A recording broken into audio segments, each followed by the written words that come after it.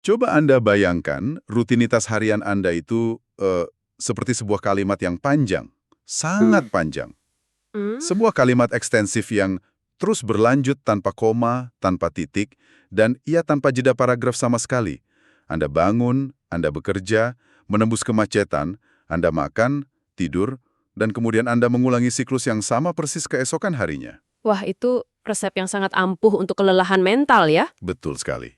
Tanpa tanda baca sama sekali, kalimat kehidupan Anda itu nggak cuma jadi sangat melelahkan untuk dijalani, tapi pada titik tertentu, maknanya jadi kabur dan membingungkan. Otak kita kan pada dasarnya nggak didesain untuk memproses informasi tanpa henti. Iya, analogi kalimat tanpa tanda baca tadi itu menggambarkan dengan sempurna apa yang dalam psikologi klinis kita sebut sebagai kelelahan kognitif. Oke, Ketika kita hidup berminggu-minggu atau berbulan-bulan tanpa titik henti yang jelas, sistem saraf pusat kita mulai kehilangan orientasi. Semuanya menyatu jadi satu blok pengalaman yang monoton. yang akhirnya berujung pada burnout ya. Tepat, itu jalan tol menuju burnout atau kelelahan kronis. Nah, persis disitulah kita akan masuk ke eksplorasi mendalam atau bedah materi kita hari ini. Kita sudah mengumpulkan berbagai literatur terbaru, mulai dari jurnal psikologi, sosiologi, sampai neuroscience, untuk melihat kembali konsep hari libur, perayaan, dan festival.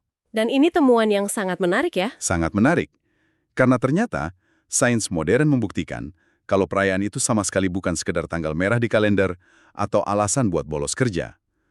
Dari sudut pandang evolusi dan biologi, perayaan adalah vitamin psikologis yang esensial. Betul, sebuah instrumen bertahan hidup.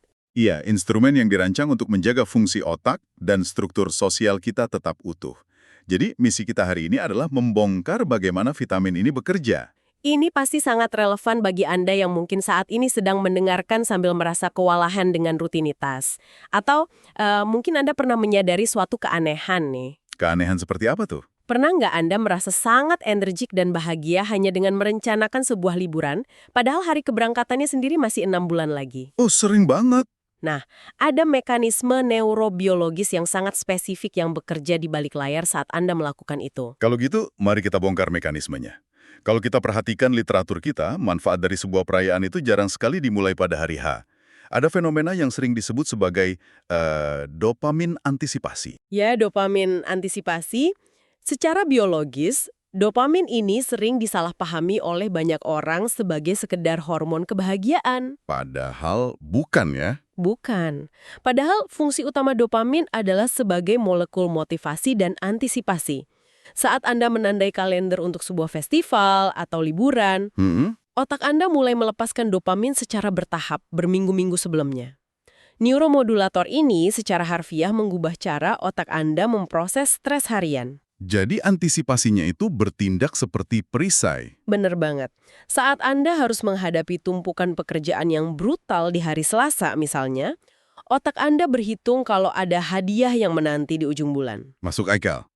Antisipasi inilah yang memberi Anda ketahanan mental, yang ya nggak akan Anda miliki kalau Anda cuma menatap kalender yang kosong melompong. Menarik. Ini ngingetin saya pada sensasi saat kita nonton trailer dari film yang udah kita tunggu-tunggu bertahun-tahun. Oh iya, iya. Kadang kan rasa antusiasnya, debar jantung pas nonton cuplikan itu, dan sensasi bikin teori sama teman-teman, itu ngasih tingkat kepuasan yang hampir setara sama pas kita bener-bener duduk nonton filmnya. Antisipasinya itu sendiri udah jadi sebuah peristiwa psikologis. Dan peristiwa psikologis itu memuncak ketika hari perayaan akhirnya tiba. Di momen itu terjadi pergeseran gigi yang cukup ekstrim di dalam otak kita. Pergeseran dari apa ke apa nih? Jadi rutinitas modern itu memaksa kita terjebak dalam apa yang disebut doing mode atau mode melakukan. Otak kita terus-menerus memindai ancaman, memecahkan masalah, mengejar target. Nah, perayaan memaksa otak untuk memutus sirkuit tersebut dan masuk ke being mode. Mode menjadi ya? Betul, mode menjadi, di mana fokusnya beralih sepenuhnya pada kehadiran di masa kini secara penuh kesadaran. Tunggu dulu, saya harus menantang gagasan ini sedikit nih. Silahkan. Beralih ke being mode dan bersantai, itu terdengar sangat ideal di atas kertas. Tapi realitanya, merencanakan liburan, menyiapkan festival, atau jadi tuan rumah acara keluarga, itu seringkali justru jadi puncak dari stres kita. Ya, repot ya pastinya. Banget. Anda harus memasak hidangan yang rumit, menghadapi kemacetan berjam-jam saat mudik, atau yang paling parah, berurusan dengan drama keluarga. Logikanya, kadar kortisol atau hormon stres kita seharusnya malah meroket kan? Kenapa literatur justru menyebutkan bahwa secara fisiologis, tubuh kita malah rileks? Itu dia paradoks yang luar biasa. Tubuh Anda mungkin kelelahan secara fisik karena masak dan macet, tapi otak Anda sebenarnya sedang beristirahat.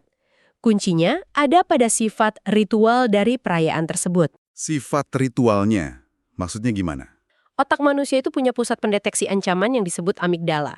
Dan amigdala ini sangat-sangat membenci ketidakpastian. Oke. Nah, ritual seperti memasak resep warisan yang sama setiap tahun, menyalakan lilin pada jam tertentu, atau rute mudik yang udah dihafal di luar kepala, itu punya struktur yang sangat dapat diprediksi.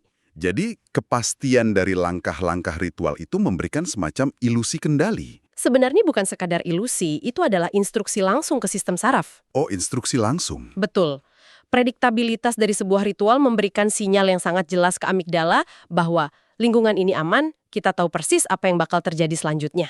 Wah, saya baru paham bagian ini. Iya, dan ketika amigdala tenang, fungsi eksekutif di korteks prefrontal Anda yang biasanya kerja keras, bikin ratusan keputusan tiap hari itu akhirnya bisa bernapas, bisa beristirahat. Karena kita nggak perlu mikir keras tentang langkah selanjutnya ya. Naskah ritualnya udah ada. Tepat. Itulah yang memicu respons relaksasi yang secara paradoks menurunkan kortisol Anda, meskipun Anda lagi keringetan di dapur nyiapin makan malam gede-gedean. Luar biasa. Sebuah detoksifikasi kognitif melalui rutinitas yang dihafal. Dan ketika otak kita udah merasa aman, ketika radar ancaman kita udah diturunkan, kita tentu jadi jauh lebih terbuka untuk terhubung dengan dunia luar kan? Perayaan itu kan hampir nggak pernah jadi aktivitas yang sendirian. Ini adalah teknologi sosial. Saya suka istilah itu, teknologi sosial. Manusia itu berevolusi sebagai makhluk suku. Kita punya kebutuhan biologis yang mendalam untuk merasa terhubung dengan orang lain. Sosiolog klasik Emil Durkheim meneliti ini secara ekstensif. Ah ya, Durkheim. Dan dia menciptakan istilah collective effervescence atau gejolak kolektif. Untuk membantu Anda membayangkan collective effervescence ini, Anda bisa mikirin momen ketika Anda lagi ada di stadion olahraga atau konser musik. Contoh yang bagus? Tiba-tiba, puluhan ribu orang melakukan gelombang ombak atau Mexican wave atau nyanyi lirik yang sama bareng-bareng. Selama beberapa detik itu, identitas ego Anda kayak melebur. Anda bukan lagi individu yang lagi pusing mikirin tagihan atau deadline kantor. Anda jadi sel-sel penyusun dari satu organisme raksasa yang bernapas dengan ritme yang sama. Bener banget. Dan secara neurobiologis, organisme raksasa itu sangat nyata loh. Serius? Ada bukti biologisnya? Ada.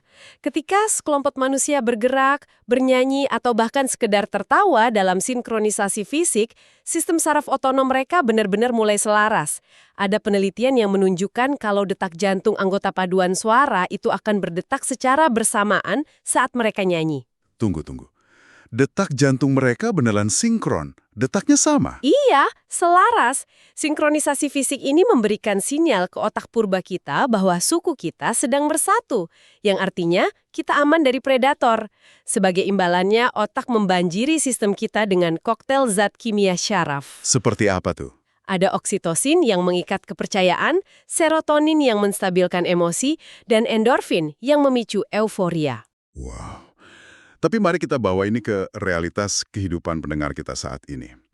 Kita akan hidup di era di mana interaksi sosial lebih banyak terjadi dalam bentuk pixel di layar HP. Betul, era digital. Kita saling kirim emoji, balas stories, dan kita sebut itu komunikasi. Nah, bagaimana gejolak kolektif yang sangat fisik ini berperan sebagai penawar atau antidot atas epidemi kesepian modern? Masalah utama dengan komunikasi digital adalah dia cuma memuaskan sisi kognitif dari otak kita, tapi sering banget membiarkan tubuh fisik kita kelaparan. Kelaparan fisik. Anda bisa paham kalau seseorang peduli sama Anda lewat chat, tapi tubuh Anda nggak menerima lonjakan oksitosin yang sama seperti ketika Anda berpelukan fisik, atau ia berada di ruangan yang sama merasakan resonansi tawa mereka. Nggak ada vibrasinya ya? Betul, pengalaman fisik yang sinkron dalam sebuah perayaan itu menghancurkan dinding isolasi secara biologis. Dan bagi kelompok tertentu, ini melampaui sekedar ngusir kesepian. Ini soal menjaga eksistensi. Anda pasti lagi bicara tentang komunitas diaspora, kan? Tepat sekali, orang-orang yang hidup terpisah dari budaya asalnya. Ya, kita lihat ini dalam tradisi mudik lebaran yang sangat masif, atau merayakan Diwali di negara asing, atau tradisi menyalakan lampu saat Hanukkah. Bagi seseorang yang hidup jauh dari akar budayanya, dunia luar itu seringkali terasa asing atau bahkan ngebain identitas mereka. Nah, ritual perayaan komunal ini bertindak sebagai jangkar eksistensial. Jangkar yang menahan mereka. Ya, melakukan ritual yang sama persis dengan yang dilakuin leluhur mereka, bareng-bareng sama komunitasnya, itu ngasih stabilisasi identitas yang luar biasa. Itu adalah momen di mana mereka menegaskan kembali, inilah siapa saya dan saya punya tempat di dunia ini. Sangat kuat ya. Dan dari jangkar identitas sosial ini, kita mulai melihat gimana perayaan punya fungsi sekunder yang bertindak dalam dimensi waktu. Keterhubungan komunal ini kan nggak terjadi dalam ruang hampa. Mereka berulang secara periodik dari tahun ke tahun. Dan pengulangan inilah yang ngebangun apa yang disebut oleh para psikolog sebagai penanda waktu atau temporal landmarks. Ya, temporal landmarks. Karena tanpa penanda waktu ini, persepsi kita terhadap waktu itu bakal jadi sangat linier dan monoton. Otak manusia, khususnya bagian hipokampus yang memproses memori, itu nggak merekam waktu kayak jam dinding berdetak. Terus gimana cara otak kita merekam waktu? Otak kita merekam waktu berdasarkan kebaruan dan puncak emosional. Itulah kenapa hari-hari kerja yang identik, yang gitu-gitu aja, terasa berlalu begitu cepat dan seringkali menghilang sepenuhnya dari ingatan kita. Itu observasi yang pasti dirasain sama semua orang sih. Kita nggak punya memori spesifik tentang apa yang kita lakuin pada hari Selasa di minggu ketiga bulan Maret tahun lalu. Menguap begitu aja? Sama sekali nggak inget kan? Nggak. Tapi kita bisa ingat dengan sangat detail di mana kita berada saat perayaan malam tahun baru yang diguyur hujan deras, atau aroma spesifik masakan ibu saat perayaan Idul Fitri 5 tahun lalu. Festival-festival ini pada dasarnya adalah pembatas buku yang disisipkan ke dalam novel kehidupan Anda. Metafora pembatas buku itu bagus banget untuk menjelaskan gimana kita membangun koherensi naratif. Koherensi naratif. Bali momen perayaan yang sama tahun lalu. Anda mulai membandingkan. Siapa saya tahun lalu, siapa saya yang sekarang. Apa aja yang udah saya lalui di antara dua pembatas buku ini? Evaluasi itu ngasih kita struktur ya. Dan lebih dari sekedar mengukur waktu pribadi, pembatas buku ini seringkali dikalibrasi sama sistem nilai yang jauh lebih besar. Di literatur kita ngebahas soal penyelarasan filosofis. Penyelarasan dengan nilai-nilai agung. Kayak Thanksgiving gitu ada untuk maksa kita berhenti dari keserakahan dan berlatih rasa syukur. Prapaskah, Idul Adha, itu ruang arsitektur psikologis yang senaja dibangun buat ngajarin empati, pengorbanan, ngelepasin ego. Atau perayaan historis kayak Juneteenth yang bawa bobot memori tentang ketahanan manusia. Setiap tahun, kita diminta untuk sinkronisasi sama nilai-nilai itu. Benar sekali. Dan pertanyaan filosofisnya buat kita adalah, apakah tindakan harian saya sepanjang tahun ini udah sejalan sama nilai-nilai yang lagi saya rayakan ini? Wow, itu pertanyaan yang berat tapi penting. Dan bayangkan kalau seseorang memutuskan untuk nyabut semua pembatas buku ini, menghapus semua perayaan dari kalendernya. Mereka berisiko ngalamin keburaman temporal. Waktu mengalir tanpa diferensiasi ya. Ya, banyak kasus krisis makna di era modern itu berakar dari hilangnya ritme ini. Kehidupan cuma kerasa kayak satu daftar tugas to-do list panjang yang nggak ada habisnya. Otak kita butuh bab, butuh struktur narasi, biar ngerasa hidup ini benar-benar menuju ke suatu tempat. Kalau gitu, mari kita lihat ini dari sudut pandang agen individu. Tadi kita bahas festival besar yang diwariskan sama budaya, agama, atau negara. Tapi literatur kita juga menyoroti satu konsep yang sangat membebaskan. Tentang apa itu? Bahwa kita nggak perlu duduk diam nunggu kalender ngasih tahu kita kapan harus merayakannya. Kita punya kapasitas buat jadi arsitek atas festival kita sendiri. Ini bawa kita ke gagasan tentang bermain bagi orang dewasa dan kedaulatan kognitif. Iya, neuroscience saat ini tuh lagi tertarik banget sama konsep orang dewasa yang bermain. Karena biasanya dianggap kekanak-kanakan ya. Betul, dalam masyarakat kita yang terobsesi sama produktivitas, main itu sering dianggap buang-buang waktu. Tapi secara neurologis, aktivitas perayaan kayak mendesain kostum, eksperimen dekorasi rumah, atau ngerancang kejutan buat teman, itu memicu sirkuit kreativitas otak. Sirkuit yang sama kayak pas kita masih kecil. Iya, dan aktivitas ini ngehasilin flow state. Oh, flow state. Kondisi di mana kita lupa waktu itu ya? Betul. Kondisi di mana batas antara diri Anda dan aktivitas itu melebur dan Anda merasa sangat fokus sekaligus bebas. Kalau kita lihat hierarki kebutuhan Maslow, ini bukan lagi soal kebutuhan dasar. Ini udah pijakan menuju aktualisasi diri.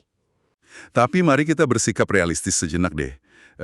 Sebagai pekerja profesional yang sibuk atau orang tua yang kelelahan, meluangkan waktu berjam-jam untuk bermain atau bikin kostum itu seringkali kerasa kayak kemewahan. Ya, sulit dicari waktunya. Kadang nyaris mustahil. Apalagi ketika literatur kita nyaranin ritual personal yang sifatnya sekuler, kayak sahabat bebas layar atau puasa digital, di mana kita matiin HP selama akhir pekan. Sebagai detox, saya setuju. Tapi apakah layak mematikan ponsel di akhir pekan itu benar-benar disebut sebagai sebuah festival? Nah, disinilah kita harus mendefinisikan ulang apa itu festival di era modern. Mengapa puasa digital itu adalah sebuah perayaan radikal? Karena kita hidup dalam ekonomi perhatian. Ekonomi perhatian. Maksudnya gimana tuh? Perhatian Anda itu adalah komoditas, sesuatu yang secara konstan diekstraksi oleh algoritma, iklan, notifikasi, email kerjaan. Ketika Anda secara sengaja mutusin koneksi tersebut dan mendeklarasikan waktu itu sebagai milik Anda sepenuhnya, Anda lagi mempraktekkan kedaulatan kognitif. Cognitive sovereignty, merebut kembali wilayah pikiran yang dijajah sama kebisingan digital ya. Tepat sekali. Festival tradisional mungkin merayakan panen dengan keramaian di luar. Tapi di dunia kita yang super berisik ini, sebuah ritual personal yang sunyi adalah cara Anda merayakan diri sendiri. Merayakan kedamaian pikiran. Ya, Anda menetapkan batasan yang nggak bisa ditembus sama dunia luar dan memangkas kewajiban yang udah nggak melayani kesejahteraan Anda. Keduanya itu bentuk perayaan yang valid kok, cuma yang satu berorientasi keluar, yang satu ke dalam. Penguasaan atas ruang perhatian kita sendiri. Itu sudut pandang yang sangat tajam. Namun, ngomong-ngomong soal dunia yang hiperkonektif, kita nggak bisa ngabain sisi gelap dari semua ini. Ah, ya, sisi gelap perayaan. Kalau perayaan itu vitamin psikologis, kita tahu persis setiap vitamin bisa bikin kita overdosis atau keracunan kalau dikonsumsi dengan cara yang salah.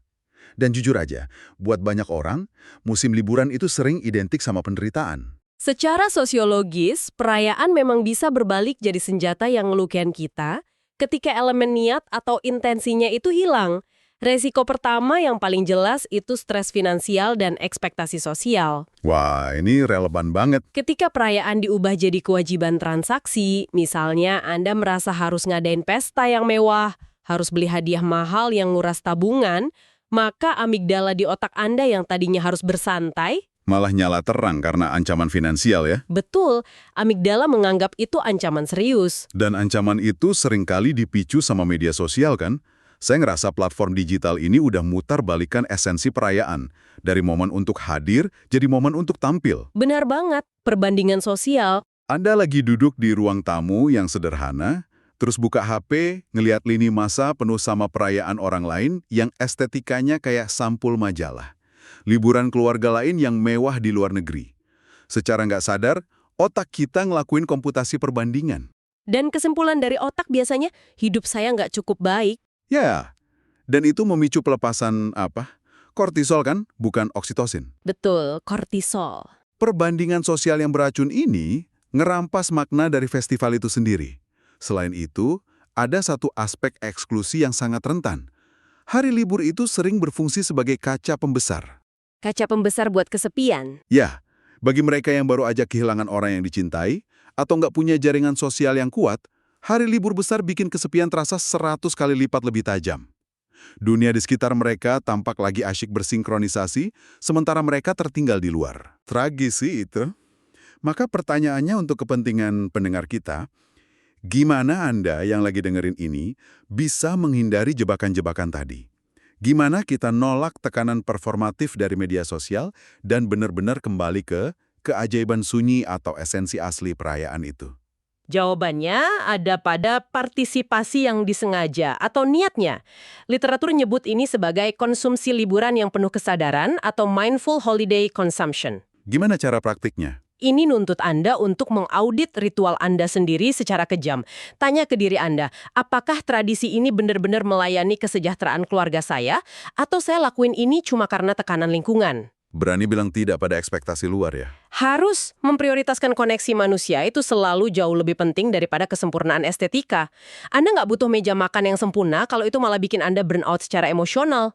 Yang kita butuhin cuma ruang di mana orang-orang ngerasa didengarkan dan diterima ya. Memprioritaskan koneksi daripada kesempurnaan.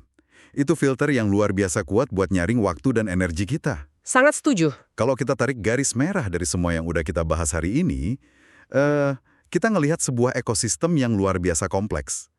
Kita mulai dari dalam tengkorak kita, memahami gimana dopamin ngebangun perisai pelindung berbulan-bulan sebelum hari H.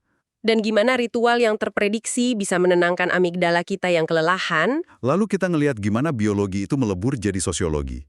Gimana bergerak dan bernafas bareng dalam gejolak kolektif itu ngelepasin oksitosin yang ngeruntuhin isolasi. Menyatukan manusia sebagai satu entitas ya. Ya, kita juga bedah gimana perayaan bertindak sebagai jangkar eksistensial dan pembatas buku dalam kehidupan kita. Ngasih kita bab dan narasi supaya kita nggak tersesat dari nilai-nilai yang kita yakini. Dan jangan lupa tentang kedaulatan kognitif tadi. Betul. Bahwa kita punya kuasa untuk nyiptain festival sunyi kita sendiri. Merebut kembali pikiran kita dari ekonomi perhatian. Pada akhirnya, sains ngebuktiin kalau kita punya kendali, Anda nggak harus jadi subjek pasif dari kalender yang udah ditentuin orang lain. Anda bisa manfaatin mekanisme perayaan ini untuk merancang ritme kehidupan Anda sendiri. Sangat mencerahkan. Nah, sebelum kita nutup eksplorasi kita hari ini, saya pengen ninggalin Anda dengan satu pemikiran provokatif buat direnungkan. Sesuatu yang ada di persimpangan antara sains dan kehidupan nyata Anda hari ini. Apa itu? Jika mulai besok pagi, Anda dikasih otoritas penuh untuk mendeklarasikan 1 hari libur baru. Sebuah festival personal yang belum pernah ada dalam sejarah, yang cuma dirayain sama Anda dan orang-orang terdekat Anda. Pertanyaannya, kemenangan kecil apa yang bakal Anda rayakan? Dan seperti apa persisnya ritual yang bakal Anda bikin buat mastiin amigdala Anda beristirahat dan oksitosin Anda mengalir? Pertanyaan yang sangat bagus untuk direnungkan. Pikirkan baik-baik arsitektur perayaan Anda itu. Karena ingat analogi kita di awal. Anda adalah penulis utama dari kalimat kehidupan Anda sendiri. Jangan biarin paragraf Anda berjalan tanpa henti sampai Anda kehabisan napas. Sisipkan jedanya. Betul. Pilihlah dengan sengaja di mana Anda bakal naruh tanda koma Anda. Sisipkan titik Anda, berhentilah sejenak, dan rayakan jeda itu. Terima kasih sudah mengeksplorasi bersama kami hari ini. Sampai jumpa di bedah materi kita selanjutnya.